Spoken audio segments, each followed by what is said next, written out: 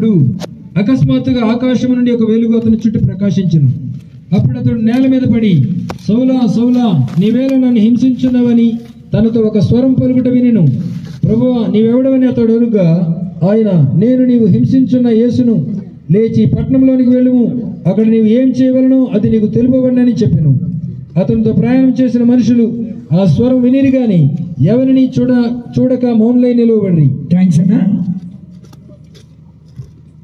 ఒక దేవునికి వ్యతిరేకమైన వ్యక్తి జీవితాన్ని మనం ఇక్కడ చూడొచ్చు. ఇది మీ అందరికీ ఈ లేఖనం తెలిసే ఉంటుందని నా అభిప్రాయం. దేవుడు ఈ వ్యక్తి మీద మనసు పెట్టాడు. దేవుడు ఈ వ్యక్తిని పట్టుకోవాలని కోరుకున్నాడు. ఇతని కొరకు కూడా చాలా మంది యెరూషలేములో ఉన్న పరిశుద్ధులు, దమస్కులో ఉన్నటువంటి శిష్యులు ప్రార్థన చేస్తూ ఉన్నారు దేవుడు ఇతన్ని పట్టుకోవాలని. ప్రార్థన ఎక్కడికి పోదు, ఖచ్చితంగా అది గొప్ప కార్యం చేస్తుంది. హల్లెలూయా. ఈ మాట ఎందుకు చెప్తున్నానంటే, భారతదేశం కొరకు చేయబడే ప్రార్థనలు ఎక్కడికి పోవు. రెండు చేతులెత్తి విశ్వాసం కలిగిన వాటి యొక్క ఫలాలు ఖచ్చితంగా మనం చూస్తాము. దేవుని కార్యాలు మనం చూస్తాం. మన దేశం పేరు బైబిల్లో రాయబడింది. దేవుడు మన దేశాన్ని ప్రేమించాడు కాబట్టి కదా మన దేశానికి తోమాని మిషనరీగా దేవుడు పంపించాడు. మన దేశం రక్షణ పొందాలనే కదా. కాబట్టి ఇంక సందేహం ఏముంది? మన ఆంధ్రప్రదేశ్ చాలా ఆశీర్వదించబడిన రాష్ట్రం. ఎందుకంటే తోమ మన రాష్ట్రానికి వచ్చింది. చెన్నైలోనే చచ్చిపోయింది. మన తెలుగు వాళ్ళు బాగా తెలియగలిగిన వాళ్ళు చెన్నైని డెవలప్ చేసి తమిళనాడు వాళ్ళకి ఇచ్చొచ్చారు, హైదరాబాద్ డెవలప్ చేసి తెలంగాణ వాళ్ళకి ఇచ్చొచ్చారు. ఇప్పుడు ఏమీ లేకుండా ఉన్నారు. చరిత్ర చెప్పేటువంటి సత్యం నేను చెప్పడం కదా, రాజన బతుల రాజన, ఇది చరిత్ర చెబుతున్నటువంటి సత్యం ఇది. సరే, అంత దూరం మనకొద్దు. ఆయన చెన్నైలోనే తన కాలాన్ని ముగించాడు. అంటే ఆంధ్రప్రదేశ్లోనే ఆయన చనిపోయాడు. ఎవరు? తోమ. మీరు ఆలోచన చేస్తే స్టెఫెన్ చనిపోయిన తర్వాత దేవుడు పౌలును లేపాడు. తోమ చనిపోయిన తర్వాత భారతదేశం, ఆంధ్రప్రదేశ్ పౌలును తయారు చేస్తుంది. ఏం డౌట్ లేదు. ఇక్కడి నుంచి ప్రపంచ సువార్థీకరణ రాబోయే కాలంలో ప్రభు చేస్తాడు. వాక్యం. పౌలు సౌలుగా ఉన్నప్పుడు దమస్కు దగ్గరికి వచ్చినప్పుడు దేవుడు దర్శించాడు. దమస్కు ఎందుకు వెళ్తున్నాడంటే, కొంతమందిని కలుపుకొని వెళ్తున్నాడు. ప్రధాన యాజకుల వలన అధికారం పొందాడు. సంఘాన్ని హింసించటమే ఆయన గురి. శిష్యులను బంధించటమే, బాధించటమే ఆయన యొక్క లక్ష్యం. అది తనకు ప్రాణాధారమైనట్టు అని అపోస్తలుల కార్యం 9:2లో వ్రాయబడి ఉండడాన్ని మనం చూస్తాం. మరి ఇతడు యెరూషలేములో పరిశుద్ధులకు ఎంతో కీడు చేశాడని 9వ అధ్యాయం 15వ వచనంలో 14వ వచనంలో ఉంటుంది చూడండి. 13-14 అందుకు అననీయ, ప్రభువా, ఈ మనుష్యుడు యెరూషలేములో, అపోస్తలుల కార్యములు 9వ అధ్యాయము 13-14 వచనాలు. అందుకు అననీయ, ప్రభువా, ఈ మనుష్యుడు యెరూషలేములో నీ పరిశుద్ధులకు ఎంతో కీడు చేసి ఉన్నాడని అతని గురించి అనేకుల వల్ల వింటిని. ఇక్కడను నీ నామను బట్టి ప్రార్థించే వారిని అందరినీ బంధించుటకు అతడు ప్రధాన యాజకుల వలన అధికారం పొంది ఉన్నాడని ఉత్తరం ఇచ్చాను. చూడండి, యెరూషలేములో పరిశుద్ధులకు ఎంతో కీడు చేశాడు. యెరూషలేములో పరిశుద్ధులకు కీడు చేసిన సౌలు దమస్కులో ఎందుకు చేయలేకపోయాడు? సౌలు ఆటలు యెరూషలేములో చెల్లితే దమస్కులో ఎందుకు చెల్లలేదు? యెరూషలేంకి దమస్కు ఏంటి తేడా? మేడగది అనుభవం యెరూషలేంలోనే కలిగింది. 3000 మంది 5000 మంది రక్షణ పొందింది మొదటగా అక్కడే. ఇంటింటా రొట్టె విరిచింది అక్కడే. ప్రతిదినం దేవాలయంలో తప్ప కూడుకున్నది అక్కడే. మేడగది అనుభవం జరిగింది అక్కడే. పెంతుకోస్తు పండుగ దినం జరిగింది కూడా అక్కడే. పెంతుకోస్తు మొదటి వర్తమానం పేతురు ఇచ్చింది కూడా అక్కడే. అంతకంటే గొప్ప స్థలం ఆ దమస్కు? గొప్పదే బాబు. కూర్చోవాలి. పిల్లరా, దానికంటే యెరూషలేము కంటే దమస్కు గొప్పదా? మీరు ఒకసారి ఆలోచన చేస్తే అబ్రహాం ఇంట్లో పెద్ద దాసుడైన ఏలియాజరుది దమస్కు. స్తోత్రం చెప్పండి. ఆ ఏలియాజరు దమస్కు చెందినోడు. ఏలియాజరు దమస్కులో భక్తి చేసాడు. ఆయన భక్తి ఎట్లుంటుందంటే వాళ్ళ ఆత్మ సంబంధమైన నాయకుడు బలిపీఠం కట్టి ప్రార్థన చేశాడు అబ్రహాం. ఆ ఇంట్లో ఉండి భక్తి నేర్చుకొని మోకాళ్ళ మీద భక్తి చేయటం నేర్చుకున్నాడు. పశువులను కూడా, ఒంటెలను కూడా మోకరింపజేసి ప్రార్థన చేయటం నేర్చుకున్నాడు. మోకరించేవాడు ఎదుట ఏ రోజైనా దేశాలు సాగిలపడాల్సిందే తప్ప అనుమానమే లేదు. అంతే. దానియేలు యెరూషలేము వైపు కిటికీ తలుపులు తెరిచి ముమ్మారు మోకరించి ప్రార్థన చేశాడు. అందుకే దానియేలు ఎదుట ఆ దేశపు రాజు సాగిలపడ్డాడు. చెప్తే చెప్పండి, లేదే మానే. నువ్వు కుర్చీ దిగలేవు, మన మోడీ గారే సింహాసనం దిగడు. వాక్యం మనం మన దైనందిన జీవితంలో ఎటువంటి భక్తి మీద మనం మనసు పెట్టాం? ఏలియాజరు చేసిన ఆ భక్తి వేల సంవత్సరాల తర్వాత ఆ ప్రభావం సౌల్ని దమస్కు దగ్గరకు వచ్చిన తర్వాత అతని కాళ్ళు కట్టేసింది. కళ్యాణదుర్గం దమస్కు లాగా ఉండాలి ప్రజలకి. సైతాను ఆటలు కట్టేయాలి మనం ఆయన నామంలో ప్రార్థన ద్వారా. రెండు చేతులు ఎత్తి ప్రభు గంభీరంగా చెప్తాం. ఏందో మీ సొమ్మంతా మాకు ఇచ్చినట్టుగా. అది మా ఏలూరు వాళ్ళకి కొంచెం ట్రైనింగ్ ఇవ్వాలమ్మా. దమస్కులో ఏలియాజరు భక్తి జీవితం చేశాడు. నువ్వు నాకు పిల్లల్ని ఇవ్వలేదు కదా, ఏలియాజరే నాకు వారసుడు అయిపోతాడు అంటాడు అబ్రహాం. దేవుడు చెప్పాడు, లేదు లేదు, నీకు సంతానం ఇస్తాను, శారా వలనైందే నీ సంతానం అని దేవుడు అబ్రహాంతో స్పష్టంగా మాట్లాడ్డాన్ని మనం చూస్తాం. పిల్లగా ఇప్పుడు ఆయన దమస్కు దగ్గరికి వచ్చిన తర్వాత దేవుడు దర్శించినప్పుడు, సౌలా సౌలా నీవేళ నన్ను హింసిస్తున్నావని స్వరం ఆయనకు వినపడింది. ఆయనతో పాటు ఉన్న వాళ్ళు ఆ స్వరం విన్నారు. అందుకని వాక్యంలో వాళ్ళు పౌరులాగా మారారని బైబిల్లో లేదు. ఈ స్వరం విన్నారా లేదా? విన్నారు. ఎంతమంది ఈ కూటాల్లో మీరు వాక్యం వినడానికి వచ్చారు? మరి మంచిది. మీరు ఎంతమంది మారారు? వాక్యం నేను రక్షణలోకి తీసుకొస్తుంది, అపోస్తులుడిగా తయారు చేసింది. ఏం డౌట్ లేదు, సందేహమే లేదు. జక్కైన అబ్రహాం కుమారుడుగా చేయలేదా? సమరి స్త్రీని పాపకుండా విడిచిపెట్టేటట్టు దేవుడు చేయలేదా? ఆ దేవుడు ఈరోజు మనతో లేడా? ఎందుకని మన జీవితాల్లో ఆ మార్పును చూడలేకపోతున్నాం? కారణం ఏంటంటే దేవుని వాక్యానికి మన హృదయాల్లో చోటు లేదు. వింటున్నాం కానీ ఆ వాక్యానికి సరెండర్ అవ్వడం మనం చేయనప్పుడు ఉపయోగం ఉంది.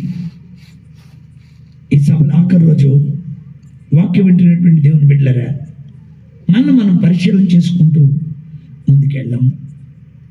వారు విన్నారంట. సౌలు గుడ్డు అడవటం వాళ్ళు చూశారుగా. ఎందుకు చూపు పోయిందని ఎవరైనా విచారించారా? అరే, ఇప్పుడు వరకు కత్తి తీసుకొని ప్రజలను చంపే మన సౌలు ఇప్పుడు మానేసి ఎందుకు సువార్త ప్రకటిస్తున్నాడు? ఏమై ఉంటుంది? ఎవరికైనా వారిలో శ్రద్ధ ఉందా? ఆత్మ సంబంధమైన జిజ్ఞాస వాళ్ళకే ఉందా? నా ప్రియులారా, నీ హృదయంలో దేవుని కొరకు ఆత్మ సంబంధమైన ఆశ లేకుండా దేవుడు ఏం చేయగలడు? ఒకసారి ఆలోచించండి. నీ హృదయంలో ఆశ ఉందా?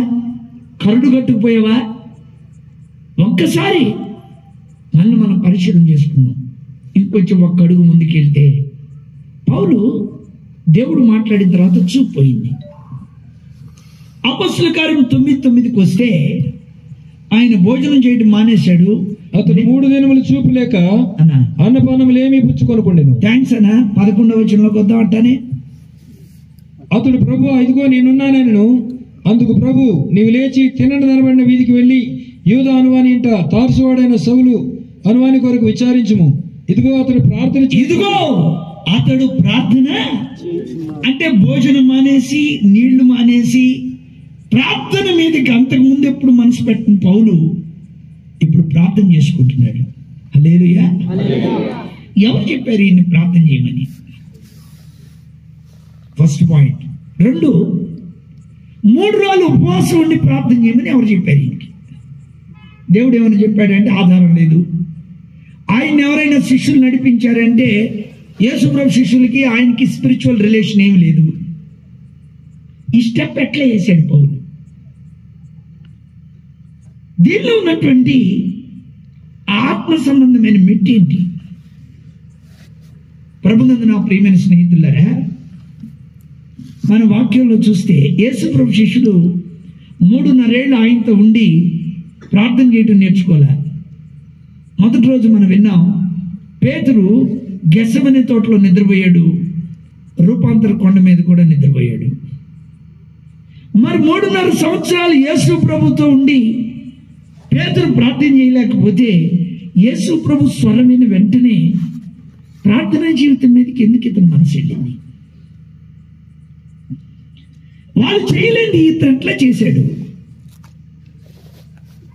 3 దినాలు యోధాను అన్నింటి ప్రార్థన చేసుకున్నాడు. 3 సంవత్సరాలు అరేబియా దేశంలో ఒంటరిగా గడపడానికి వెళ్ళాడు. 31 సంవత్సరాలు దేవుని వాక్యంతో ప్రపంచాన్ని కదిలించాడు. హల్లెలూయా. ఎక్కువ సంఘాలు కట్టింది ఆయనే, 3 మిషనరీ ప్రయాణాలు చేసింది కూడా ఆయనే, ఎక్కువ మంది శిష్యులను తయారు చేసింది కూడా ఆయనే.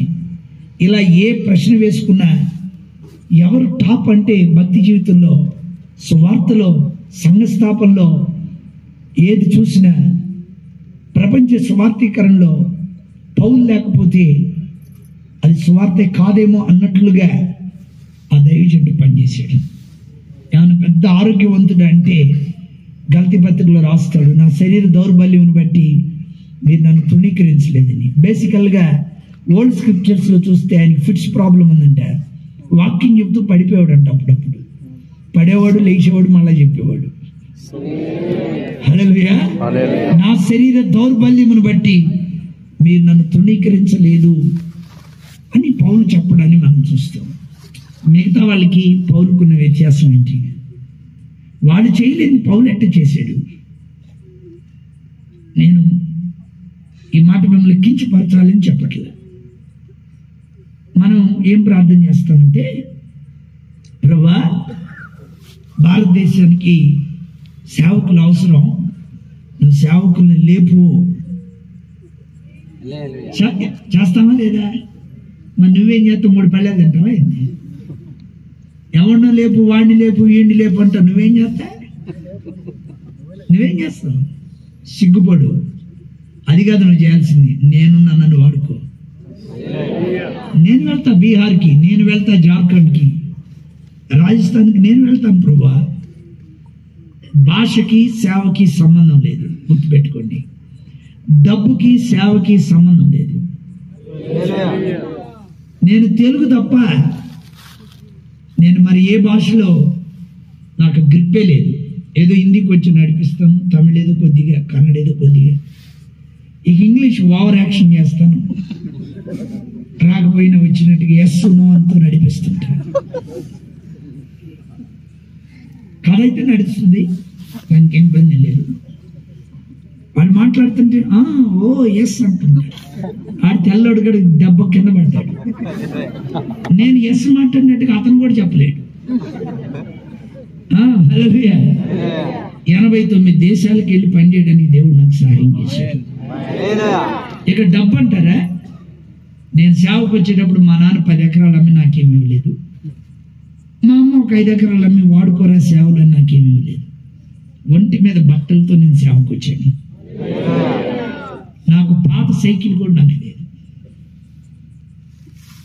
ఈరోజు నేను వాడే మైక్ అయినా, నేను కట్టుకున్న బట్ట అయినా, నేను వాడుకునే ఖర్చీఫ్ అయినా ప్రభు నన్ను ప్రేమించి ఇచ్చిందంతే. హల్లెలూయా. నేను చిన్న గ్రామంలో సేవ చేసేవాడిని, నేను సిటీలో సేవ చేసేవాడిని కూడా కాదు. మరిన్ని దేశాలకు వెళ్ళడానికి సంఘం కోఆపరేట్ చేయకపోతే నేనే వెళ్తాను. కాబట్టి డబ్బు కాదు కావాల్సింది, విజన్. దేవోక్తి లేని ఎడల జనులు కట్టులేక తిరుగుతారని అంటారు వాక్యం సామెతలో. ఇంగ్లీష్ వర్షన్లో ఏమంటుందంటే, where there is no vision people perish. నీకు దర్శనం ఉంటే డబ్బు వస్తుంది, దర్శనం ఉంటే మనుషులు వస్తారు, దర్శనం నెరవేర్చడానికి సామర్థ్యం కూడా ప్రభు నీకు ఇస్తాడు. రెండు చేతులు ఎత్తి చెప్పండి. ఇది నా జీవితంలో నేనేదో కథ కాదు, నేనేదో చూసింది కాదు, నా జీవితంలో ప్రభు చేసిన దాన్ని నేను చెప్తున్నాను. డబ్బు విషయం పక్కన పెట్టండి, మనుషుల విషయం పక్కన పెట్టండి, భాష విషయం పక్కన పెట్టండి. నీకు చెయ్యాలని ఆశ ఉంటే చేయుటకు కృపనివ్వగలిగిన సమర్థుడు ఆయన. అయ్యా మేము చదువుకోనని వాళ్ళం, మేమేం చేస్తామంటారా? విను, నేను చెప్తా జాగ్రత్తగా దేవుని పేరిట. నీకు చదువు రాదుగా, విను. యోసేపు ఐగుప్తులో చచ్చిపోయాడు, అక్కడి నుంచి దేవుడు మోషేని లేపాడు. మోషే మోయోబులో చచ్చిపోయాడు. మోషే మరణం మోయోబీల శాపాన్ని విరిచి రూతును అక్కడి నుంచి లేపింది. రూతు బెత్లెహేములో చనిపోయింది, మన రక్షకుడు అక్కడి నుంచి వచ్చాడు.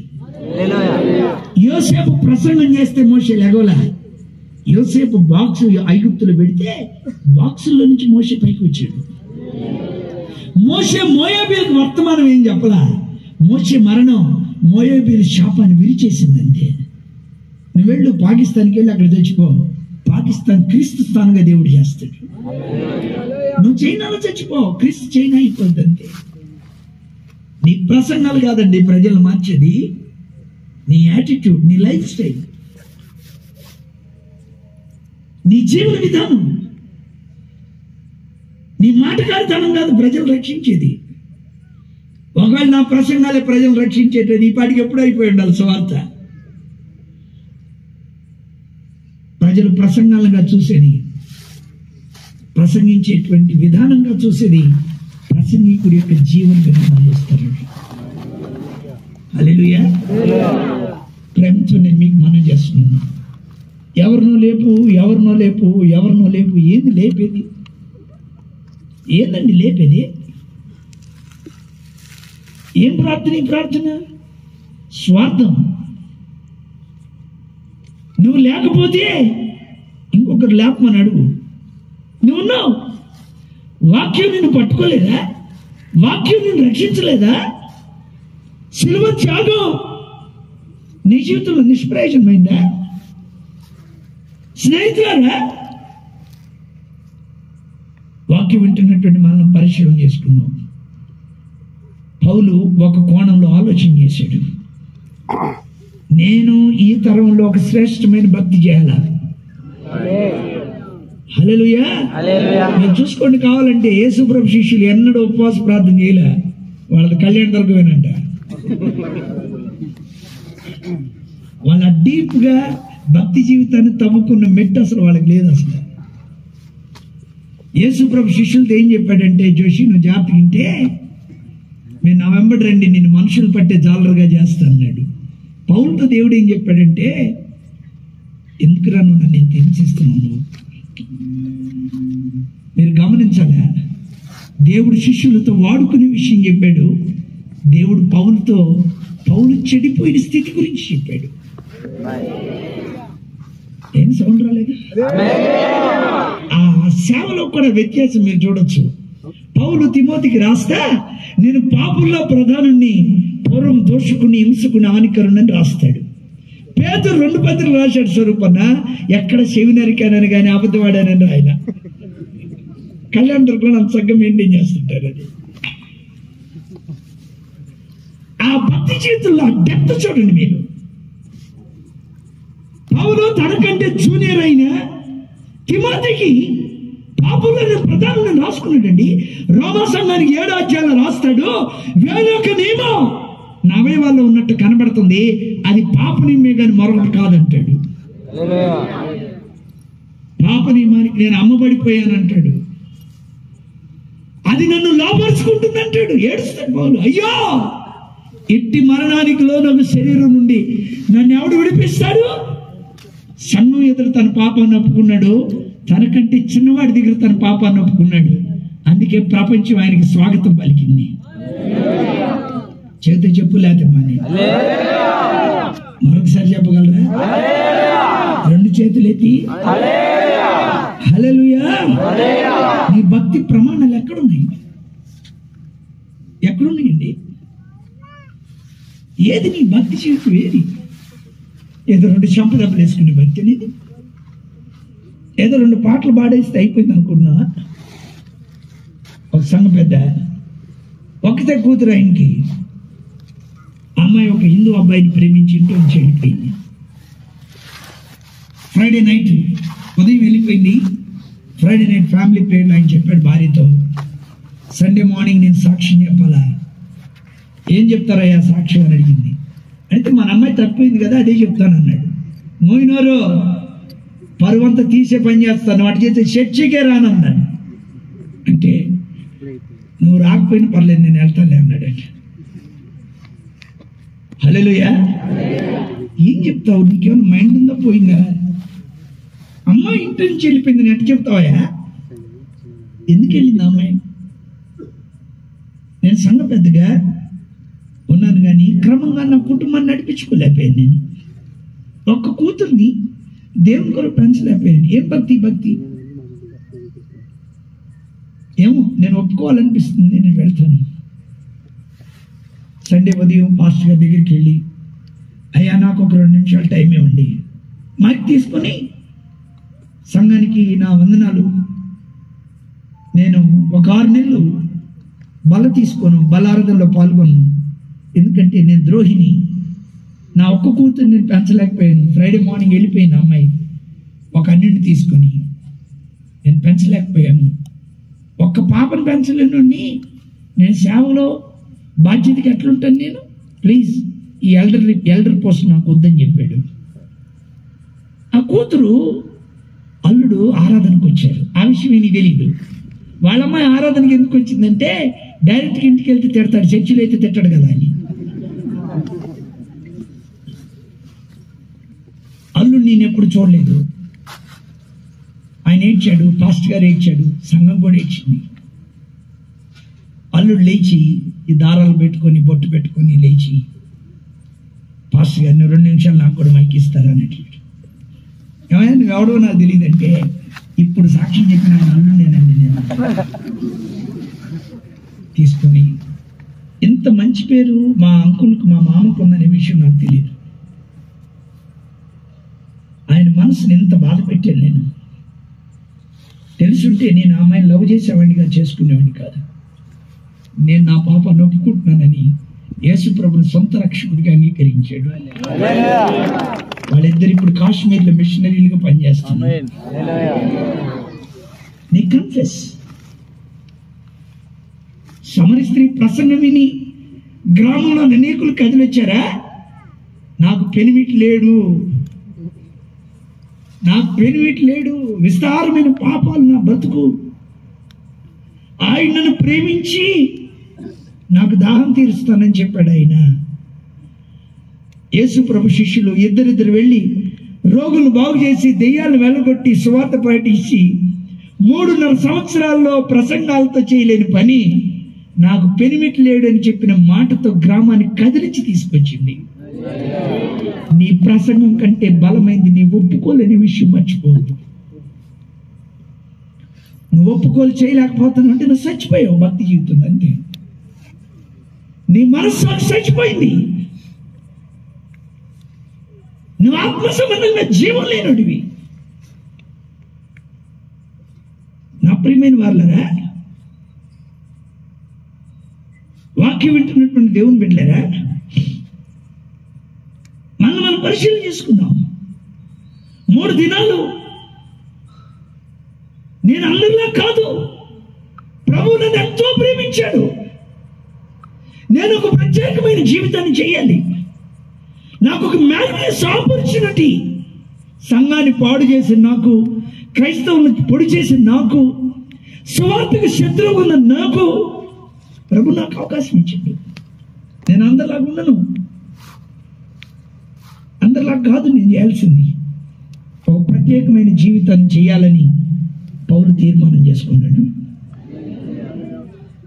నేను మరలా మీకు చెప్తున్నా, జక్కకి చెట్టు ఎక్కమని ఎవరు చెప్పారు? యేసు ప్రభు వచ్చే త్రోవలో హలో పరిగెత్తమని ఎవరు చెప్పారు? మగ్దలేని మరియకు సమాధి దగ్గరికి వెళ్ళమని ఎవరు చెప్పారు? ఎవరు చెప్పలేదండి, ఎవరు చెప్పలే. వాళ్ళు భక్తి జీవితంలో వాళ్ళు దైవత్వం కొరకు ఆశ కలిగి వెతుక్కున్నారు, వెతికారు. దేవుడు వారికి శ్రేష్టమైన వాటిని ఇచ్చాడు. చేయెత్తి చెప్పు. విలియం క్యారీ వెతుక్కున్నాడు ఏ దేశానికి వెళ్ళాలని. నన్ను తీసుకెళ్ళమని అడిగాడు. భారతదేశ పట్టణం దగ్గర పెట్టుకుని ప్రార్థన చేసుకుని దేవుడు తీసుకురాలేదా? పాత చెప్పులు కుట్టుకొని బాగు చేసుకునే కేరీ అండి. 42 భాషల్లో బైబిల్ తర్జుమా చేయగలిగిన కృప దేవుడు ఇచ్చాడు.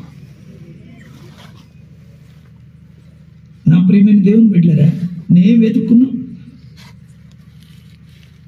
నేను యేసుప్రభు శిష్యులు లాంటి భక్తి చేయాలనుకుంటున్నావా? యేసుప్రభు దగ్గరికి రొట్టెల కొరకు వచ్చారు. ఆయన రొట్టెలు పెట్టాడు, చేపలు పెట్టాడు, తిన్నారు, వెళ్ళారు. వాళ్ళగా ఉండాలనుకుంటున్నావా? యేసుప్రభు దగ్గర స్వస్థపరచబడ్డానికి వచ్చారు, స్వస్థపరచబడ్డారు, వెళ్ళారు.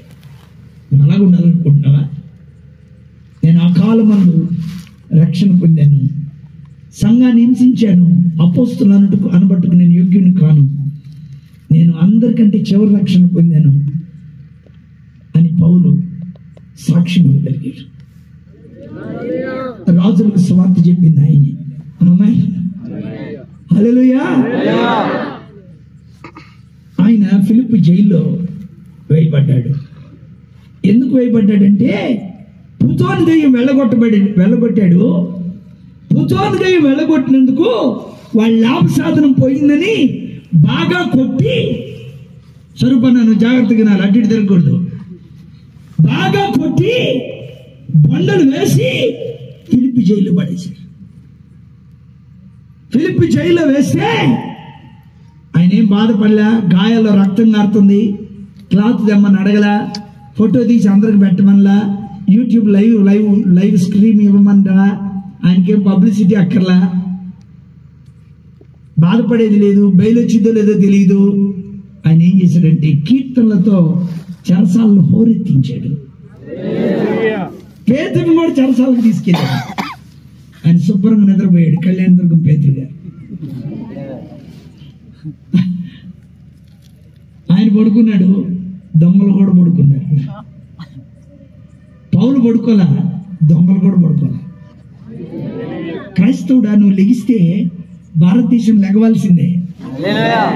చేతితో చెప్పు లేకపోతే హల్లెలూయా, హల్లెలూయా.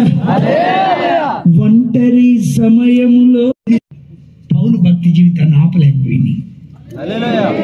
2 చేతులు ఎత్తి స్తోత్రం చెప్పు. ఆ పాటలు పాడుతుంటే భూకంపం వచ్చింది, దమ్ములందరూ వింటున్నారు. ఆ జైలు అధికారి తప్పించుకొని పారిపోయారేమో అనుకుని ఆత్మహత్య చేసుకోబోతుంటే పౌలు అన్నాడు, మీ అందరూ ఏడేవాళ్ళం, నువ్వు చచ్చిపోవాల్సిన అవసరం లేదని చెప్పాడు. హల్లెలూయా. ఆ రాత్రి స్వరూపన రాయన పౌలు ఆ రాత్రి జైలు అధికారికి బాప్తిసం ఇచ్చాడట. మేము పగలెత్తాం బాప్తిసాలు, ఆయన రాత్రి ఎత్తాడు. మేము రాత్రి ఎందుకు ఇవ్వమంటే ఫోటోలు సరిగ్గా రావని ప్రాబ్లం. అది గట్టిగా చెప్పాలా? హల్లెలూయా. మా ప్రాబ్లం ఏంటంటే ఫోటోలు రావు. దెయ్యాలు కదిలించే పునాదిగా ఉండకూడదు. హల్లెలూయా. పరిస్థితులకి లోబడే పునాదిగా ఉండకూడదు. చరిత్రను తిరగరాసే పునాది అయి ఉండాలి. హల్లెలూయా. నా ప్రియులారా, పౌలు తన జీవితంలో చెరసాల పునాదులు కదిలించి చెరసాలను స్తుతిశాలుగా చేసి అర్ధరాత్రి బాప్తీసాలు ఇచ్చి ఏ సేవకుడు చేయని పని తాను చేయగలిగాడు. కారణం ఏంటంటే తాను ఎంచుకున్న భక్తి జీవిత మార్గం అది. నీవు ఈ ప్రసంగం నచ్చితే ఇంకో పౌలు అయిపోతావు, నచ్చకపోతే దెయ్యాల పార్టీలో మారిపోతావు. పౌలు దెయ్యాలను వెళ్ళగొడుతున్నాడు. రోగులను బాగు చేస్తున్నాడు, నడికట్లో కూడా స్వస్తుంది, మామూలు కార్యాలు జరగటలా. ఆయన చూసి ఓ పాస్టర్ గారి పిల్లలు దెయ్యాలు పట్టిన ఆయన ఒక ఆయన్ని గద్దించారు. ఏసునాములు అనగానే దెయ్యాలని, మాకు యేసు ప్రభు తెలుసు, మీరెవరు, పౌలు కూడా తెలుసు, మీరెవరు అని అంతే. వాడు చెప్పులు వదిలిపెట్టి మూలకబురు వరిగెత్తారు. మాకు యేసు తెలుసు, పౌలు కూడా తెలుసు. హల్లెలూయా. బైబిల్ చరిత్ర చదువుకోండి, ఎక్కడ కూడా దెయ్యాలు మాకు పేతురు తెలుసు అని కానీ, ఫిలిప్ తెలుసు అని కానీ, ఆంధ్రీ తెలుసు అని కానీ చెప్పలా, మాకు పౌలు తెలుసు. డీప్ గా భక్తి జీవితం కట్టుకున్నోడిని దెయ్యాలు గుర్తిస్తాయి ఆయన నామంలో. రావనీల్ గారు ఆయన ఉద్యోగం ఎందుకు ఆలస్యం అవుతుందని ఒక బుక్ రాశాడు. ఆయన 7 బుక్స్ రాశాడు. ఇంగ్లీష్లో ఉన్నవి వాళ్ళ అబ్బాయి నాకు పరిచయం అయితే ఆ కాపీరైట్స్ తీసుకోవడాన్ని బట్టి వాటిని మన సాహసం ఏమైనా చదువుకున్న వాళ్ళు ఇంగ్లీష్ టు తెలుగు తర్జుమా చేశారు. ఇప్పుడు Telugu to English to Kannada కూడా వీటిని రెడీ చేయాలనుకుంటున్నాం. కన్నడ, తెలుగు, ఇంగ్లీష్ టు తమిళ్ కూడా ఈ బుక్స్. ఈయన బుక్లో ఏం రాస్తారంటే, వై రివైవల్ టారిస్ అని ఇంగ్లీష్లో ఉండేది, ఉద్యోగం ఎందుకు ఆలస్యం అవుతుంది. ఆయన ఏం రాశాడంటే, పౌరు కాలంలో 31 సంవత్సరాలంట దెయ్యాలు అనుకున్నాయి అంట, మనం ఏం పని చేయొద్దు, ఎందుకు అనవసరంగా పోయి ఆయన్ని పొగట్టం. మనం ప్రశాంతంగా మెలకుడు కూర్చున్నాం అనుకో, మనం పోయి అటు కూడా ఏం చేయలేము. ఆయన్ని యేసు సర్వోన్నతుడైన దేవుని కుమారుడు, నాతో నీకేం పనిని గెరాసేన దేశంలోని దెయ్యాలు చెప్పినాయి. మళ్ళా అపోస్తుల కార్యంలో మాకు యేసు తెలుసు, పౌలు తెలుసు అని ఆ దెయ్యాలు చెప్పడాన్ని మనం వింటాం. 2 రకాల సేవలు ఉన్నాయి. దెయ్యాలను వెళ్ళగొట్టే సేవ ఉంది, దెయ్యాలు సేవకుడిని పబ్లిసిటీ చేసే సేవ ఉంది. ఇప్పుడు మేము ఎవరికైనా దెయ్యం పట్టింది దానికి అన్నీ వెళ్ళగొట్టాం. మీకు విషయం చెప్పాలా, మా పాస్టర్లకు చదువు రాకపోయినా దెయ్యం పట్టినోడు కనపడినప్పుడు ఇంగ్లీష్ మాట్లాడతారు. స్వరూపన్న జాగ్రత్తగా ఇంగ్లీష్లో, I command in the name of Jesus. అక్కడ అయిపోతాడు, నీకు ముందు సరి తెగిడు కమాండ్ అంటాడు అంతే. మా డిపార్ట్మెంట్ ఉన్న ప్రత్యేకత ఏంటంటే, సంతకం పెట్టలేకపోయినా మాకు ఉద్యోగం ఉంది. క్వాలిఫికేషన్ అక్కర్లా, ఇంటర్వ్యూ కూడా లేదు, చెప్తానంటే చేసుకుంటారు. అదే పెద్ద జాబ్ కూడా, పెద్ద పని కూడా ఉంది, వారానికి 1 గంటే. రిటైర్మెంట్ లేదు మా జాబ్లో, రిటైర్మెంట్ లేదు, బాక్స్లో పోయే వరకు చేయొచ్చు. ఎన్ని గంటలు లేచినా అడిగేవాడే లేదు. ఇప్పుడు పోలీసు వాళ్ళు వాళ్ళ ఉద్యోగంలో వాళ్ళ సైజు పెరగకూడదు. ఎస్పీ ఉన్నాడు, వాళ్ళు రన్నింగ్ చేయాలి. ఐపీఎస్ ఆఫీసర్ కూడా, డీజీపీ కూడా వాక్ చేస్తారు. ఆర్మీలో కమాండర్స్ కూడా వాక్ చేస్తారు. మేము ఎంత లావు పెరిగినా 6 మీటర్ల సొక్కాకు పెట్టినా మమ్మల్ని అడిగేవాడి. ఎక్సర్సైజ్ చేసేకండి, దీన్ని ఎంత తిన్నా అడిగేది లేదు. ఇది సత్యం అండి. వారానికి 1 గంటే, అది కూడా పాకిస్తాన్ ఇండియా క్రికెట్ మ్యాచ్ అంటే రామ్. నా కథ మీకు చెప్తే మీరు అడిగిపోతారు. హల్లెలూయా. పౌలు దెయ్యాలకు నిద్ర పట్టని సేవ చేశాడు ఆయన. గట్టిగా చెప్పలా. మా నయమే అని చెప్తే అందరూ చెప్తారా మీరు? లేదా చెప్పరా? మీకేందండి సంబంధం? హల్లెలూయా. నా ప్రియులారా, ఎందుకని? ఏంటా భక్తి? శిష్యులను మించి ఒక స్టేట్మెంట్ ఇచ్చాడు పౌలు, నేను ప్రభువును పోలి నడుచుకున్నా, మీరు నన్ను పోలి నడుచుకోండి అని చెప్పాడు. ఆ ధైర్యం, ఆ గడుసు బైబిల్ చరిత్రలో ఏ సేవకుడికి లేదు. ఇక అంతే. మీరు చూడండి, కావాలంటే మీరు వాక్యాన్ని చదివితే మీకు అర్థమైపోతుంది ఎంత ధైర్యం అండి ఆయన మాట. నేను యేసుక్రీస్తు యొక్క ముద్రలో నా శరీరంలో ధరించిన ఇంకెవడు కూడా నన్ను శ్రమ పెట్టొద్దని చెప్తాడు గల్తీగా. నా ప్రియమైన వాళ్ళరా, మీరు సాదాసీదాగా భక్తి చేయాలనుకుంటున్నారా? ఆచార సాంప్రదాయాలతో కూడిన భక్తి చేయాలనుకుంటున్నారా? నాకు తెలియదు ఆ విషయం. పౌలైతే బయట ఆపోజిట్తో దేవుని సేవకు ఒక ప్రత్యేకమైన అర్థాన్ని, భక్తి జీవితానికి ఒక ప్రత్యేకమైన అర్థాన్ని తన జీవితంలో ప్రజలకు చూపించగలిగాడు. హల్లెలూయా. స్టెఫెన్ చచ్చిపోయినప్పుడు పౌలు అక్కడే ఉన్నాడు. స్టెఫెన్ మంచి ప్రసంగికుడు. అబ్రహాం దగ్గర నుంచి మొదలు పెట్టాడు స్వరూపన. చివరికి వచ్చేటప్పుడు అంతా బాగానే చెప్పాడు. ముష్కరులారా, వాక్యాన్ని హృదయానికి చేర్చుకొని వారులారా అన్నాడు. అనగానే రాళ్ళన్నీ రువ్వారు, కొప్పొచ్చి మీద పడి మోకాళ్ళ మీద తన ప్రాణాన్ని విడిచాడు. పౌలు స్టెఫెన్ చావుకు సమ్మతించాడు. ఏం అద్భుతమైన ప్రసంగికుడండి పౌలు. తన దైనందిన జీవితంలో, భక్తి జీవితంలో ఎవరిని కూడా ముష్కర్లారా అనకుండా ఉతికారేశాడు. ఒకరోజు ఎట్టాను వాక్యం చెప్తుంటే అగ్నిప్రాజు అన్నాడు, పౌలా ఏంది నన్ను సులభంగా క్రైస్తవం చేయాలనుకుంటున్నాను నేను అన్నాడు. నువ్వే కాదు, నా మాట విని వాళ్ళందరూ నా బంధకాలు తట్టు మొత్తం ఎట్టానే ఉండాలంటే. పిల్లరా ఏం నేర్చుకున్నాడు చదువుకి?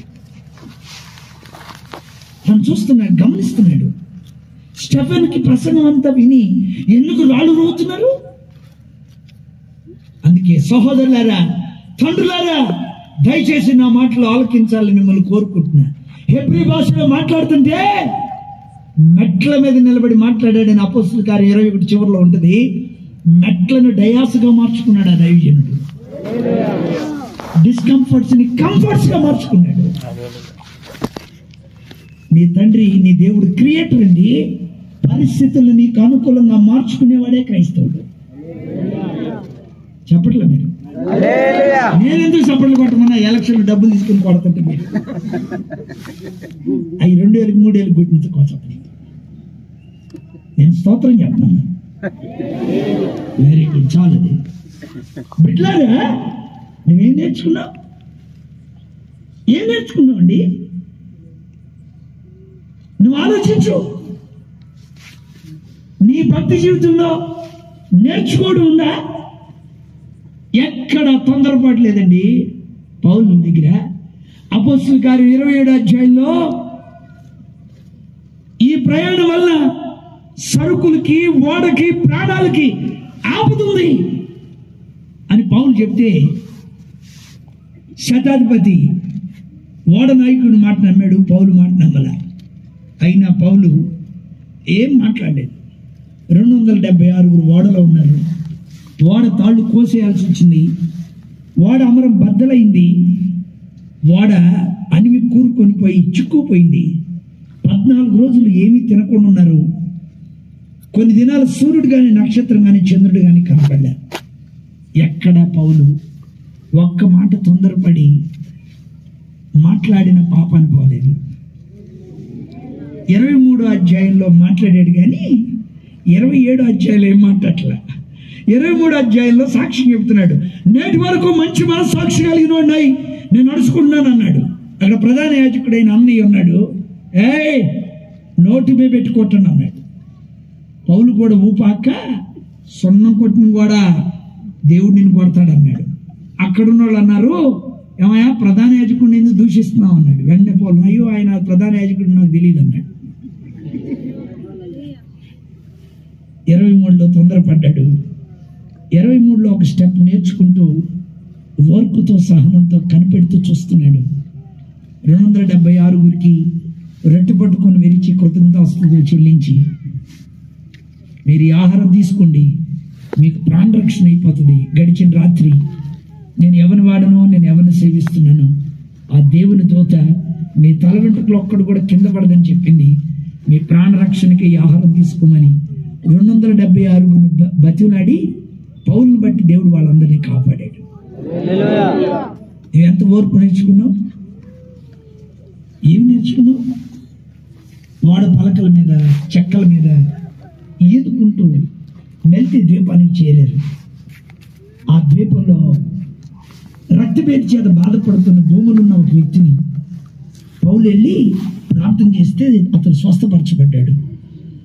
ద్వీపంలో ఉన్న రోగులందరూ వచ్చి ప్రార్థన చేయించుకొని స్వస్థపరచబడ్డారు. ఓడ మళ్ళీ బయలుదేరేటప్పుడు సరుకులన్నీ తీసుకొచ్చి ఓడలో పెట్టారు ప్రజలు. గట్టిగా చెప్పండి. ద్వీపం సువార్తమయమైపోయిందండి. దానికి ముందు ఏం జరిగిందో తెలుసా?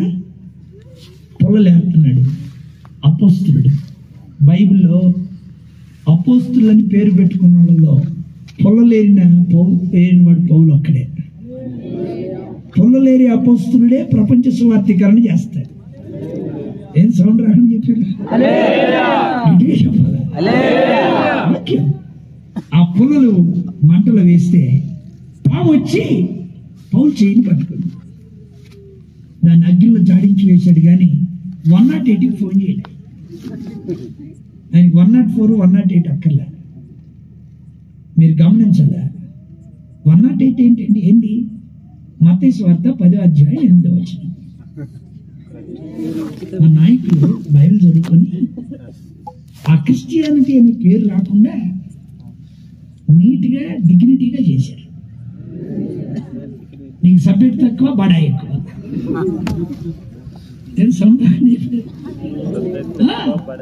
ఏమి లేని ఇస్త్రాకు ఎగిరికి పడిందండి. మత్తయి సువార్త 10:8.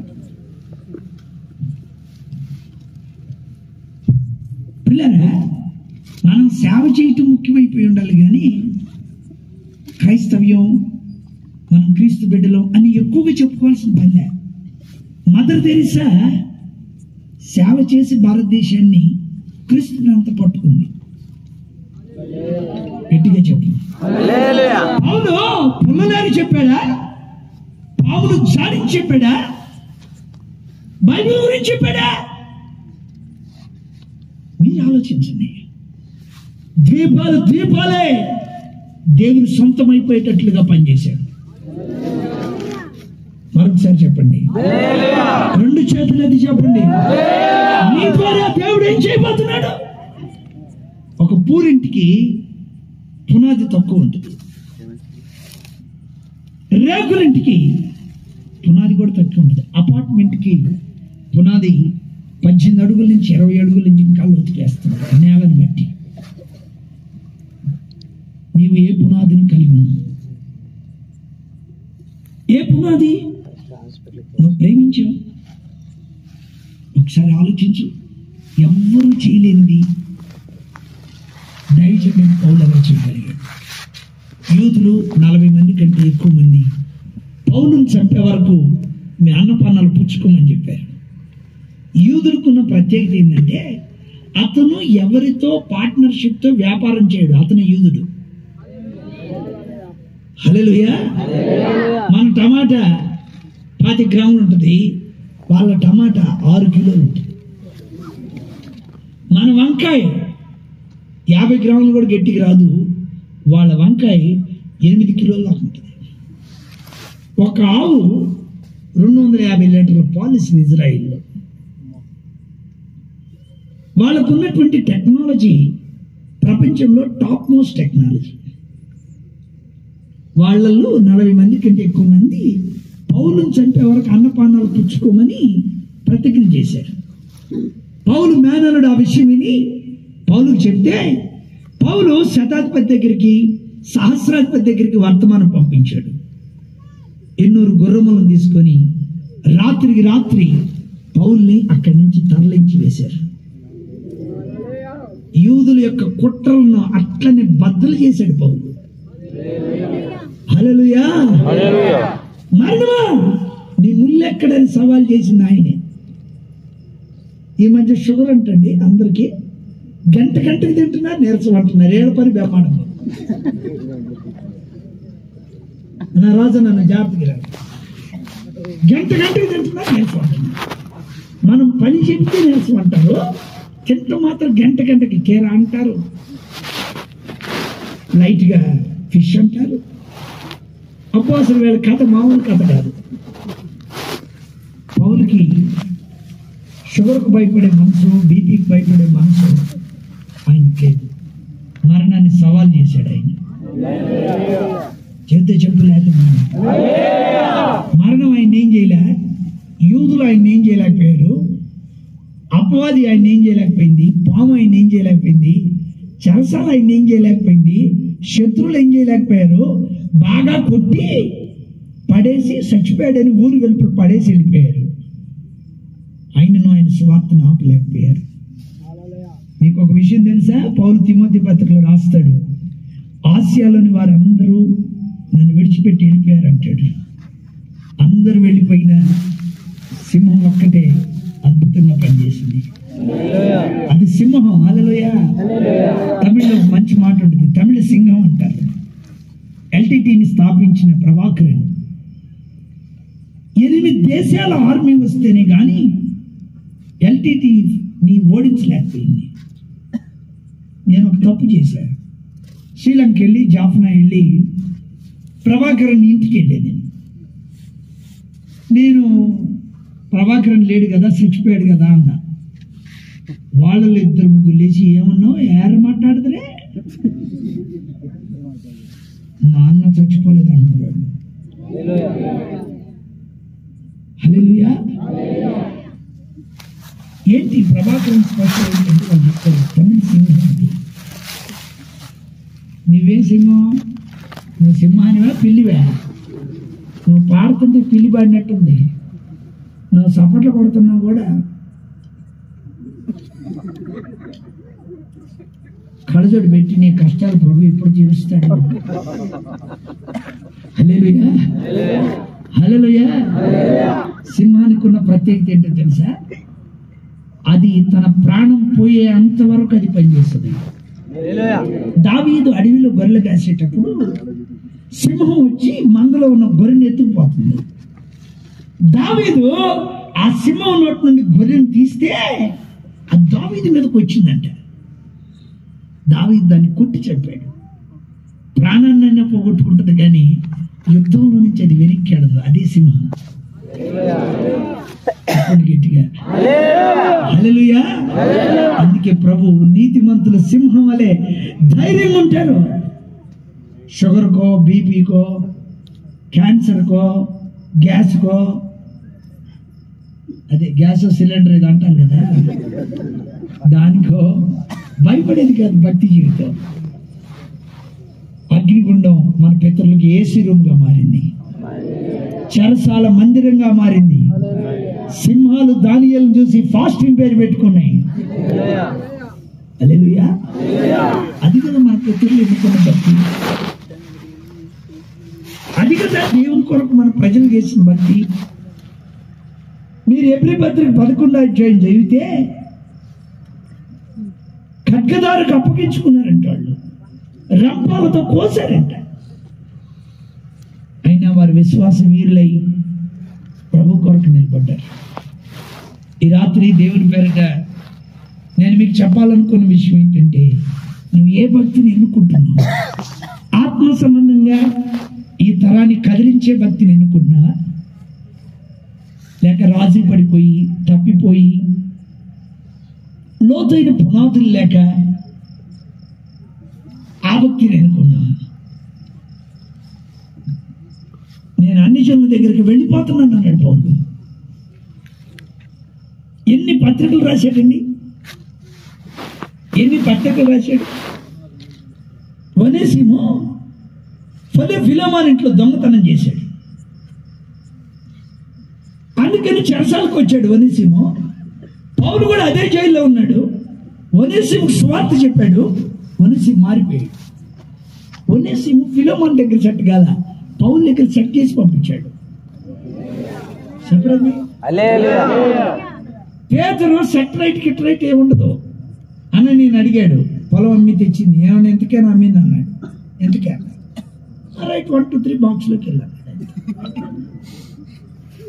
ఆయన సెట్ రైట్లు కిట్ రైట్లు చేయటం బాక్స్లో పెట్టి పంపించాడు. పేతురు నడిచిన విధానం వేరు, పౌలు ఎన్నుకునే యాంగిల్ వేరు.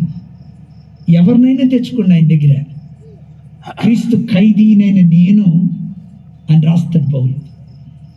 నా బంధకాల్లో నేను కనిన కుమారుడు ఒనేసిమును బట్టి నేను వేడుకొంచున్నాను ఫిలెమోను. అతడు ఏమైనా నష్టం చేస్తే అది నా లెక్కలో కట్టు, నేను తీరుస్తానంటాడు. పేతురు చూడండి, 3 గంటల సేపటికి భార్య వచ్చింది సప్పీరా. ఏమ్మా ఇంతకైనా అమ్మింది అన్నాడు. అవునంది. సరేనమ్మా, సరే నీ భర్తను మోసుకెళ్ళిన వారి పాదాలు ఇంకా రెడీగా ఉన్నాయమ్మా, రామ్మ తల్లే. ఆయన కరెక్ట్గా ఉంటే ఉంచుతాడు, లేకపోతే బాక్సులు పెట్టి పంపించాడు. ఆయన సరి చేసుకోండి, మీకు ఇంకో టైం ఇస్తున్నాను, మీరు ప్రార్థన చేసుకోండి, మీరు దిద్దుకోండి, అట్టేం జాంతనాయి. ఉంటే కరెక్ట్గా ఉంటాం, లేకపోతే బాక్స్లో పాటు. గట్టిగా చెప్పండి, 2 చేతులు ఎత్తి మాట పట్టుకోవాలి. ఒనేసిమును రక్షణలో నడిపించి మళ్ళా ఫిలెమోనుకు రాసి పంపిస్తున్నాడు. చేర్చుకోతుంది. మరుపున ప్రయోజకుడే, ఇప్పుడు నీకును నాకును ప్రయోజకుడు అవుతాడు ఫిలెమోను.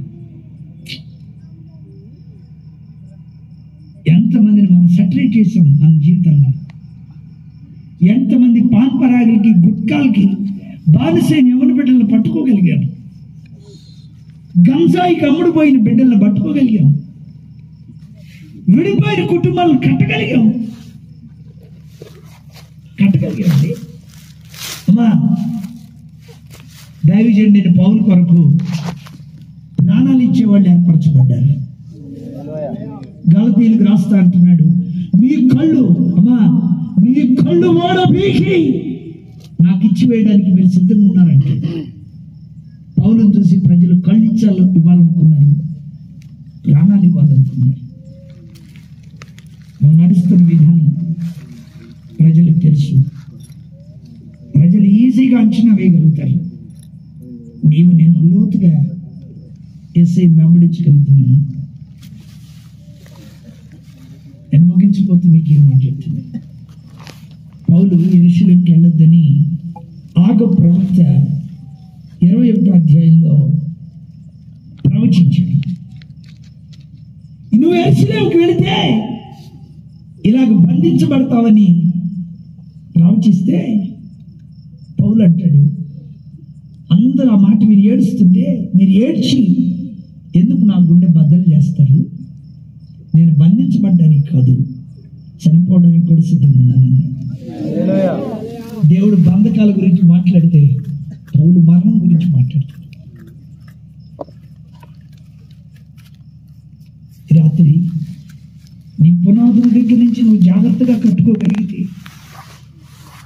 నీ ఆత్మీయ జీవితం అన్నిటికంటే విలువైందనే విషయం నీకు అర్థమైతే, దానితో దేన్ని పోల్చలేవనే విషయం, పోల్చడానికి కుదరదనే విషయం నీకు అర్థమైతే, ఎంత గొప్ప ఆశీర్వాదం చూస్తామండి. అమ్మా కూర్చోండి ప్లీజ్. చెక్ ఫిలోస్ అని ఉంటుంది అమెరికాలో. KFC ఎట్లనో, మెక్డొనాల్డ్ ఎలానో, చెక్ ఫిలోస్ కూడా అదే. సేమ్ ఐటమ్స్ వాళ్ళు కూడా తయారు చేస్తారు. నాకు తెలిసినంత వరకు అమెరికాలోని 52 రాష్ట్రాల్లో ఇంచుమించు ఒక 3500 సుమారుగా వాళ్ళ బ్రాంచెస్ ఉండొచ్చు నా అంచనా ప్రకారం. చెక్ ఫిలోస్ని ప్రారంభించిన వ్యక్తి ఆదివారం దేవుని ఆరాధించడానికి వెళ్తున్నాడు. వెళ్ళేటప్పుడు అది క్లోజ్ చేస్తుంటే అందులో పనిచేసే 6 అన్నారు, సార్ మీరు వెళ్ళి 1 గంటే కదా మేము ఓపెన్ చేస్తాం అంటే, నేను ఆరాధించాలి మీరు కూడా ఆరాధించాలని చెప్పాడు. మూసేశారు. ఈరోజు దాన్ని ప్రారంభించిన ఆయన ప్రభు దగ్గరికి వెళ్ళాడు, కొడుకు కూడా ప్రభు దగ్గరికి వెళ్ళాడు. మనవాళ్ళు చూస్తున్నారు. ఆదివారం చెక్ ఫిలోస్ నేటి వరకు ఓపెన్ చేయరు. ఆ కుటుంబాలు వెళ్ళి దేవుని ఆరాధిస్తాయి. ఆదివారం 48 ఆదివారాలు సంవత్సరం మూసేస్తే ఇండియా డబ్బుల్లో 35,000 కోట్ల రూపాయలు నష్టం వస్తుందంట. 35,000 కోట్లు అంటే ఒక పోలవరం ప్రాజెక్ట్ కట్టచ్చు సంవత్సరానికి. అయినా పర్వాలేదు. అమెరికాలో ఉన్న మల్టీ మిలియనర్లో చెక్ ఫిలోస్ ఒకళ్ళు. వాళ్ళు బ్రాంచ్ని ఓపెన్ చేయడానికి కాలమ్స్ అంటే కండిషన్స్ చూస్తే ఫస్ట్ ఏముంటుందో తెలుసా? నీ మారు మనసు లోతైన అనుభవం ఉందా లేదా నీకు? నువ్వు ఆదివారం ఆరాధనకి వెళ్తావా లేదా? ఈ రెండు అడిగి ఆ ఫ్రాంచైజ్ లైసెన్స్ ఇస్తారు. $30,000 నుంచి $3,00,000 వరకు చెక్లో పెట్టుబడి పెట్టి ఓపెన్ చేపిస్తారు వాళ్ళ బ్రాంచ్ని. సత్యం కోసం నిలబడినోడిని దేవుడు ఎలా దీవిస్తాడో చెక్లో is the best example. Best example. ఈ సభలో ఆఖరి రోజు నేను కన్నీళ్ళతో మీకు ఈ మాట చెప్తున్నాను. సరుకు చాలా ఉంది కానీ నాణ్యత లేదు. భారతదేశంలో క్రైస్తవులు చాలా మంది కనపడతారు కానీ శక్తి లేదు. ఇంతమంది ఉన్నాం, ఏం చేస్తామండి మనం? పట్టమని 10 అధ్యాయాల బైబిల్ చదవలేము, మోకరించి ప్రార్థన చేయలేము, ఆత్మ కొరకైన దాహం లేదు. ఏం చేసుకోవాలి వీళ్ళందరినీ? ఈ సభల్లో నేను ప్రజలను కలుస్తున్నప్పుడు నేను నేర్చుకుంటాను, దేవా ఇంతమంది ప్రజలు ఎటెళ్తున్నారు నాయన, వీళ్ళు ఏమైపోతుంది స్వార్థ? ఎన్ని సంవత్సరాలుగా మీరు వాక్యం వింటుంటారు? ఏ చిన్న మార్పు అన్న అక్క నీ భక్తి జీవితంలో లేదా? కత్తి దమస్కు దగ్గర వదిలేస్తే మళ్ళా జీవితంలో కత్తి పట్టుకోలేదు. హల్లెలూయా. సమస్తాన్ని పెంటతో సమానంగా ఎంచుకున్నాడే పౌలు. ఎఫెసులో మాత్రమే కాదు, ఆసియా నుండిట యేసయ్య దేవుడని ఒప్పించి తిప్పాడంట ప్రజలు. ఆయన నిద్రపోలేదు, ఎవరిని నిద్రపోలేదు. తమ్ముడు చెల్లి, నువ్వెందుకు అటువంటి భక్తిని ఎన్నుకోకూడదు? మీ కుటుంబాల్లో కుటుంబ ప్రార్థన ఉందా?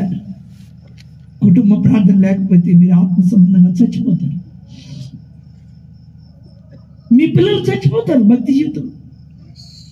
సండే స్కూల్కి మీ పిల్లల్ని తీసుకెళ్తున్నారా? ఏం చెబుతున్నా పిల్లరా మీకు? ఇంకా ఈ సభలో ఆఖరి రోజు ఈ 3 దినాలు ఆకాశం వైపు ఒకసారి చూస్తే నక్షత్రాలు కనబడ్డాలి.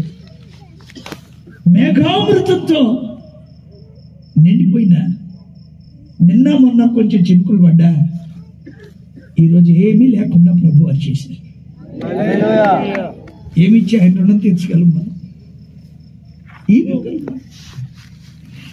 వేలాది నదులంతా ఈతారని చూడండి, నశించిపోయితారని చూడండి. నేను చాలా సంవత్సరాల క్రితం అమరావతిని ఇప్పుడు రాజధాని అనుకుంటున్నారు కదా, ఆ ప్రాంతంలో ఒక విలేజ్కి వెళ్ళి వస్తున్నా. రాత్రి 12 అయింది. ఒక ఆడపిల్ల, గర్భిణీ అమ్మాయి, నిండు మాసం, రోడ్డు మీద ఇట్ట అంటుంది. ఆపాము. నా పక్కన తమ్ముడు చెప్పాను, ఎందుకు ఆ అమ్మాయి ఏం అడుగుతుందో చూడు, డబ్బులు ఏమైనా ఇచ్చేసిరా అంటే, ఆ అమ్మాయి నా గుంటూరు దాకా కారులు ఎక్కించుకోమంటుంది అన్నాడు. గుంటూరు దాకా కారులు ఎక్కించుకోవటం అంటే ఏంటి అంత అవసరత అని నేను దిగి ఎవరు నువ్వు అని అడిగాను. అయ్యా, మాది ఇక్కడ దగ్గర ఊరే, 30 కిలోమీటర్ల దూరం. మా హస్బెండ్ హాస్పిటల్లో చెక్ చేపిస్తానని తీసుకొచ్చి HIV అని తెలిసి వదిలిపెట్టి వెళ్ళిపోయాడు. నేనైతే ఏం పాపం చేయలేదే, నాకు తెలియదు. నేనైతే తప్పు చేయలేదు.